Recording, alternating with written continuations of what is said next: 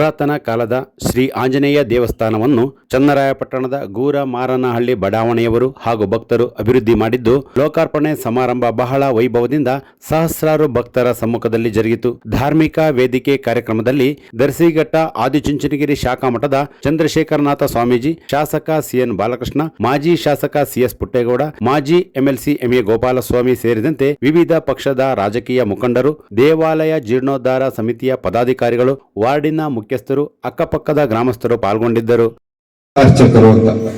ಆ ರೀತಿ ಈ ಊರಿಗೂ ಒಳ್ಳೇದಾಗಬೇಕು ಅಂತಕ್ಕಂಥದ್ದನ್ನ ಭಾವನೆ ಇಟ್ಟುಕೊಂಡು ನಮ್ಮ ಕ್ಷೇತ್ರಕ್ಕೆ ಬಂದು ಸ್ವಾಮೀಜಿಯವರು ಬರಬೇಕು ಅಂತ ಈ ಗ್ರಾಮದ ಎಲ್ಲರೂ ಜನರನ್ನ ಕರ್ಕೊಂಡು ಬಂದು ಈ ಕಾರ್ಯಕ್ರಮಕ್ಕೆ ಚಾಲನೆ ನೀಡಿ ಆ ದೇವರ ದರ್ಶನ ಮಾಡಲಿಕ್ಕೆ ಕುಂಭಾಭಿಷೇಕವನ್ನು ಮಾಡಿಸಿದಂತ ಸನ್ಮಾನ್ಯ ಪೂಜ್ಯ ಶ್ರೀ ಬಾಲಕೃಷ್ಣ ಭಟ್ರವರೇ ಅವರ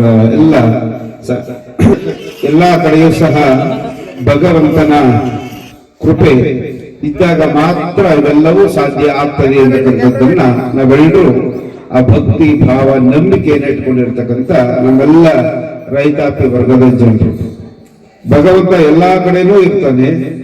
ಭಗವಂತನಿಗೆ ಆದಂತಹ ಒಂದು ಸ್ಥಳವನ್ನ ಏನು ನಿರ್ವಹಣೆ ಮಾಡಿ ಆ ದೇವಾಲಯನ ಕಟ್ಟಿ ಆ ದೇವಸ್ಥಾನಕ್ಕೆ ನಾವೆಲ್ಲರೂ ಹೋಗಿ ನಮ್ಮ ಕಷ್ಟ ಕಾರ್ಪಣ್ಯಗಳನ್ನೆಲ್ಲವೂ ಸಹ ನಾವು ಆ ಭಗವಂತನ ಹತ್ರ ಹೇಳ್ಕೊಂಡ್ರೆ ಭಗವಂತ ನಮ್ಮೆಲ್ಲ ಕಷ್ಟವನ್ನ ನಿವಾರಣೆ ಮಾಡ್ತಾನೆ, ನಮ್ಮ ರಕ್ಷಣೆ ಮಾಡ್ತಾನೆ, ನಮ್ಮನ್ನು ಕಾಪಾಡ್ತಾನೆ, ನಮ್ಮ ಮನೆತನ, ನಮ್ಮ ಮಕ್ಕಳು ಮೊಮ್ಮಕ್ಕಳು ಎಲ್ಲರೂ ಸಹ ಉದ್ಧಾರ ಮಾಡ್ತಾನೆ ಅಂತ ಆ ಭಗವತ್ ಚಿಂತನೆ ಮಾತ್ರ ನಮ್ಮ ರೈತಾಪಿ ವರ್ಗದ ಎಲ್ಲ ಜನರು ಆ ನಂಬಿಕೆಯನ್ನು ಇಟ್ಕೊಂಡು ಇವತ್ತು ಬಾಳ್ತಕ್ಕಂಥದ್ದು. ಹಾಗಾಗಿ ಆ ನಂಬಿಕೆ ಸೇವೆ ಮಾಡಿದೀನಿ ಅಂತ ನಿಮ್ ಮುಂದೆ ಹೇಳ್ತಾ, ದೇವಸ್ಥಾನವನ್ನ ತುಂಬಾ ಚೆನ್ನಾಗಿ ಮಾಡಿದ್ದೀರ, ಅಷ್ಟು ಅಚ್ಚುಕಟ್ಟಾಗಿ ಅದ್ರ ಜೊತೆಗೆ ಯಾವ ರೀತಿ ಬಂತು ಅನ್ನೋದನ್ನು ಕೂಡ ತಿಳಿಸಿದ್ದಾರೆ. ಹಾಗಾಗಿ ನಿಮ್ಮೆಲ್ಲರಿಗೂ ಒಳ್ಳೇದಾಗ್ಲಿ, ದೇವಸ್ಥಾನ ಅಭಿವೃದ್ಧಿಗೆ ಮತ್ತೊಮ್ಮೆ ಯಾರ್ಯಾರು ಶ್ರಮಿಸಿದಾರ ಎಲ್ಲರಿಗೂ ಒಳ್ಳೇದಾಗ್ಲಿ ಅಂತ ಹೇಳ್ತಾ, ವೇದಿಕೆ ಮೇಲೆ ಗಣ್ಯರಿಗೂ ನಮ್ಮ ಚಂದ್ರಶೇಖರ ಸ್ವಾಮೀಜಿಗಳಿಗೂ ಕೂಡ ನನ್ನ ನಮನಗಳನ್ನು ತಿಳಿಸಿ ಎರಡು ಮಾತು ಮುಗಿಸ್ತೇನೆ. ಪುಟ್ಟ ಗ್ರಾಮ ನಮ್ಮೂರು, ಅವೆಲ್ಲ ನಮ್ಮೂರು ಒಂದು 50 ಮನೆ ಇದ್ವೇನೋ, ಇಲ್ಲಿ 40 ಮನೆ ಇದ್ವೇನೋ ಅಷ್ಟೇ.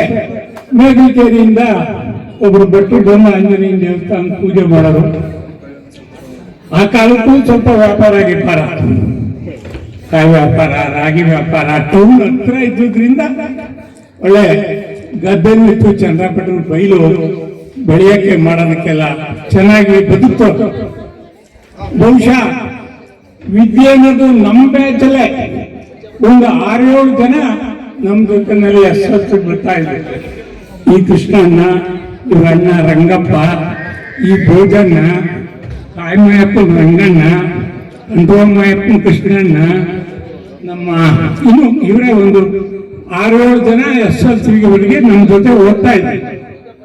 ಸ್ವಲ್ಪ ಇತ್ತೀಚೆಗೆ ವಿದ್ಯಾವಂತರು ಆಗಿದ್ದಾರೆ ಇಲ್ಲಿ, ತಿಳ್ಕೊಂಡಿದ್ರು. ಆಗ ಒಬ್ಬರೇ ಮುಂಜಾನರಕ್ಕ ಹೆಣ್ಮಗಳು ಅಂತ ಬನಶಂಕರಮ್ಮ ಅಂತ ಏನೋ.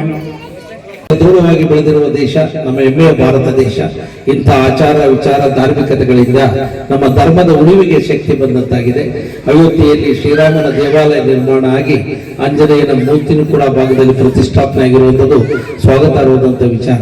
ಇಂಥ ಧಾರ್ಮಿಕತೆಗಳನ್ನು ಉಳಿಸಿ ಬೆಳೆಸುವಂತ ನಿಟ್ಟಿನಲ್ಲಿ ನಾವು ಜಾಗರೂಕರಾಗಬೇಕು ಅಂತ ನಾವು ಈ ಸಂದರ್ಭದಲ್ಲಿ ಹೇಳ್ತಾ, ಭಗವಂತನ ಅನುಗ್ರಹದಿಂದಲೇ ಏನೇನೂ ನಡೆಯಲಿಕ್ಕೆ ಸಾಧ್ಯ ಇಲ್ಲ. ಸುನೀತಾ ವಿಲಿಯಮ್ಸ್ ಅವರು ಅಂತರಿಕ್ಷಕ್ಕೆ ಹೋಗಬೇಕಾದ್ರೆ 8 ದಿವಸಕ್ಕೆ ಹೋದ್ರು. ಅಲ್ಲಿ ತಾಂತ್ರಿಕ ದೋಷದಿಂದ 286 ದಿವಸ ಬರ್ಲಿಕ್ಕಾಗ್ಲಿಲ್ಲ. ಹೋಗ್ಬೇಕಾದ್ರೆ ಒಂದು ಸ್ವಾಮಿಯ ವಿಗ್ರಹ, ಒಂದು ಭಗವದ್ಗೀತೆಯ ಪುಸ್ತಕವನ್ನು ತೆಗೆದುಕೊಂಡು ಹೋಗಿದ್ರು. ಬಹುಶಃ ಯಾವುದೇ ಒಂದು ವಿಗ್ರಹಗಳಿಂದಲೇ ಆ ಸ್ವಾಮಿಯ ದಯದಿಂದ ತೆರೆಗಿಳಿಯುವಂತ ಅವಕಾಶ ಆಯಿತು. ಎಲ್ಲವೂ ಕೂಡ ಭಗವಂತನ ಪ್ರೇರಣೆ, ಭಗವಂತನ ಆಶೀರ್ವಾದ ಸರ್ವರ್ಗೂ ಕೂಡ ಬೇಕು. ಯಾರು ಧಾರ್ಮಿಕಾಸಕ್ತರಾಗ್ತಾರೋ, ಯಾರು ಸಾಹಿತ್ಯಾಸಕ್ತರಾದರೂ ಆಗ್ತಾರೋ ಅವ್ರದ್ದು BP ಶುಗರ್ ದೂರ ಇರ್ತಾರೆ.